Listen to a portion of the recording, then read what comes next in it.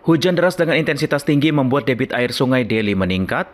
Air meluap bisa menggenangi sejumlah wilayah kota Medan, Sumatera Utara. Kehadiran infrastruktur pengendali banjir Medan atau flood control dibangun Kementerian Pekerjaan Umum atau PU, mampu mengendalikan banjir melanda kota Medan dan sekitarnya pada 26 November 2025. Keberadaan infrastruktur ini mengurangi luas dan durasi genangan air yang sebelumnya berpotensi menggenangi wilayah hingga hampir 28 kelurahan. Pada banjir Desember ini, air teralirkan sehingga dampak terhadap permukiman warga lebih terkendali. Masyarakat setempat merasakan perubahan sejak kehadiran infrastruktur pengendali banjir. Dulu warga kami tidak tahu dulu fungsinya pintu air ini apa. Setelah udah tanggal 27 tuh, waktu banjirnya besar-besar itu, kami baru tahu bahwasannya itu mengurangi debit air. Menteri Pekerjaan Umum Dodi Hanggodo menerangkan konsep pengendali banjir Medan sejalan dengan fungsi dam kering atau dry dam, seperti Bendungan Ciawi dan Bendungan Sukamahi di Bogor.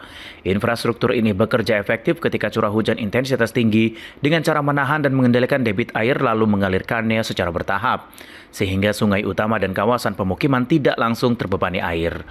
Infrastruktur pengendalian banjir Medan dirancang mengendalikan air sungai, dibangun dengan kanal sepanjang 3,8 km, bekerja membagi debit air aliran Sungai Deli ke arah Amplas dan ke Sungai Deli.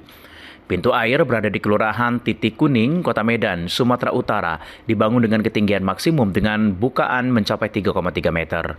Petugas pintu air pengendalian banjir, Tengku Suhadi, menjelaskan fungsi infrastruktur ini kini semakin dirasakan masyarakat. Dulu warga tidak tahu fungsi bangunan ini. Dulu warga kan nggak tahu kalau fungsinya ini untuk apa Bang kan. Jadi setelah warga tahu fungsi bendungan MFC ini, baru mereka, oh ada juga fungsinya rupanya, kata gitu Bang kan. Jadi waktu banjir itu air itu kan dibagi dua tuh Bang. Satu alirannya ke Amplas, satu ke Sungai Deli.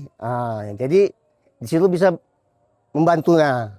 Kedepan, Kementerian PU akan terus memperkuat sistem pengendali banjir di wilayah rawan dengan mengoptimalisasi infrastruktur yang sudah dibangun serta mengembangkan sistem pengendali banjir dari hulu hingga hilir.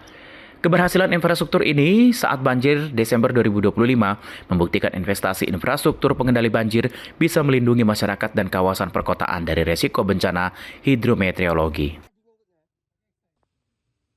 Tim Liputan, Berita Nasional TV.